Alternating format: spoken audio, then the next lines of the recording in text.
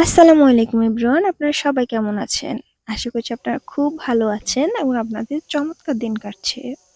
আজকে আমি আমার মায়ের হাতের একটা স্পেশাল রেসিপি আপনাদের সাথে শেয়ার করব। আমি আশা করছি আজকের রেসিপিটি আপনাদের সবার কাছে ভালো লাগবে।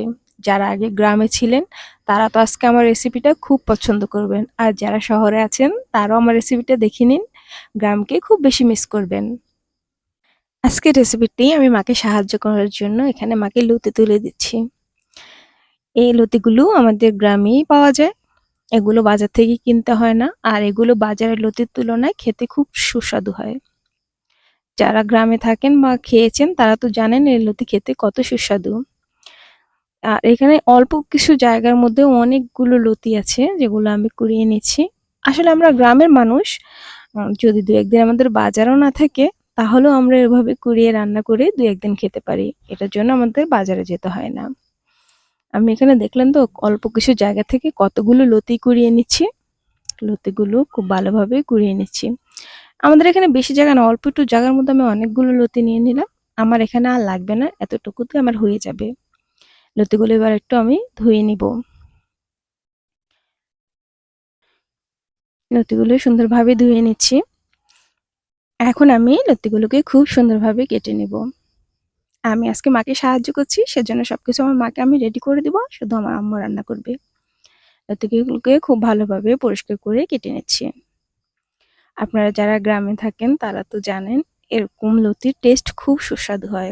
বাজারের তুলনায় এই লতি খেতে কিন্তু খুবই সুস্বাদু। যারা খেয়েছেন তারা তো অবশ্যই জানেন, আর যারা খাননি তারা একবার এরকম লতি খেয়ে দেখবেন। সবগুলো লতি আমি খুব ভালোভাবে কেটে নিচ্ছি। লতি আমার কাটা হয়ে গেছে, এখন আমি লতিগুলোকে খুব ভালোভাবে ধুয়ে নেব।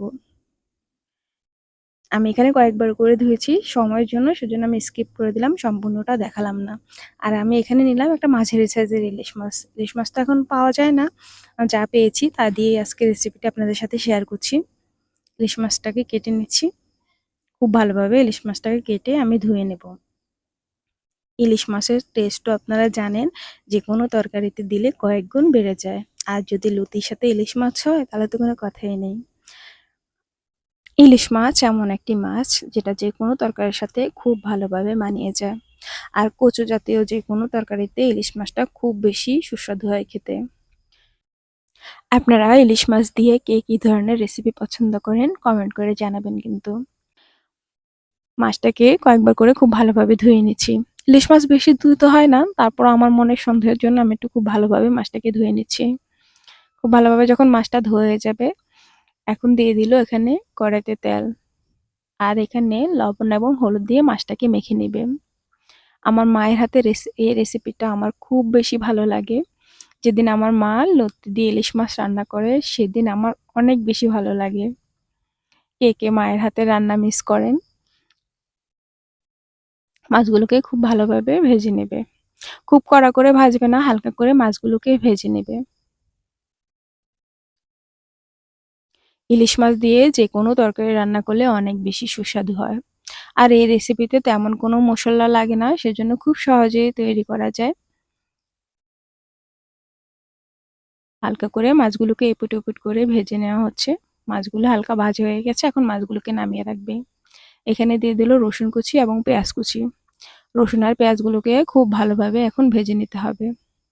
রসুন পেঁয়াজগুলো যখন খুব ভালোভাবে ভাজা হয়ে যাবে তখন এখানে দিয়ে দিব রসুন বাটা। এখানে 1 চা চামচ পরিমাণ রসুন বাটা আছে। যেহেতু এখানে কচুরলতি সেজন্য এখানে একটু বেশি রসুন ইউজ করা হচ্ছে, যেন গলা না ধরে সেজন্য একটু বেশি করে রসুন দিয়ে খুব ভালোভাবে কষিয়ে নিচ্ছে। এখানে আর কোনো বেশি এত মশলা লাগবে না, হালকা মশলায় এই রেসিপিটা খুব সুস্বাদু হয়। আর ইলিশ মাছের তরকারিতে যদি কোনো বেশি মশলা দেওয়া হয় তাহলে ইলিশ মাছের স্বাদটা আমার মনে হয় কমে যায়, সেজন্য ইলিশ মাছের তরকারিতে যত কম মশলা দেয় ইলিশ মাছ খেতে তত সুস্বাদু লাগে। এখানে দিয়ে দিল লবণ, আধা চা চামচ পরিমাণ হলুদের গুঁড়ো আর 1 চা চামচ পরিমাণ মরিচের গুঁড়ো। সবগুলো মশলা দিয়ে খুব ভালোভাবে কষিয়ে নিচ্ছে, যেন নিচ থেকে পুড়ে না যায় সেজন্য বারবার করে নেড়ে দিচ্ছে। সবগুলো মশলা যখন খুব ভালোভাবে কষানো হয়ে যাবে তখন এখানে দিয়ে দেবো আগে থেকে কেটে রাখা লতি। লতিগুলো দেওয়ার পর খুব ভালোভাবে কষিয়ে নেব। যে কোনো তরকারিতে যত বেশি কষিয়ে রান্না করা হয় ওই তরকারি খেতে তত সুস্বাদু হয়। সেটা যে কোনো কিছু হতে পারে। কারণ তরকারির কষানোর উপরে স্বাদ নির্ভর করে। খুব ভালোভাবে লতিটাকে কষিয়ে নেওয়া হচ্ছে। সামান্য একটু পানি দিয়ে দিল যেন নিচ থেকে পুড়ে না যায়। ঢেকে দিবে কিছুক্ষণের জন্য। কিছুক্ষণ পর ঢাকনাটা খুলে দেখে নিচ্ছে। নিচ থেকে সামান্য একটু পানি উঠেছে। খুব ভালোভাবে লতিটাকে কষিয়ে নিল। খুব ভালোভাবে কষানোর পর এখানে দিয়ে দিল ঝোলের জন্য পানি। ঝোলের জন্য বেশি পানি দিতে হবে না, কারণ এগুলো তো দেশি লতি, অল্পতেই সিদ্ধ হয়ে যায়। সামান্য একটু পানি দিয়ে ঢেকে দেওয়া হলো। এবার যখন খুব ভালোভাবে বলক এসে যাবে তখন এখানে দিয়ে দেওয়া হবে ভেজে রাখা মাছগুলো। ভেজে রাখা মাছগুলো দিয়ে 2-3 মিনিট জাল করবে। জাল করলে হয়ে যাবে আজকের রেসিপি। কত সহজে আজকের রেসিপিটা রান্না করা হলো দেখলেন তো আপনারা সবাই। আজকের রেসিপি আপনাদের কেমন লেগেছে অবশ্যই কমেন্ট করে জানাবেন কিন্তু। যারা যারা আমার সম্পূর্ণ ভিডিও দেখেছেন আপনাদের সবাইকে অসংখ্য ধন্যবাদ। সবাই ভালো থাকবেন। আল্লাহ হাফেজ।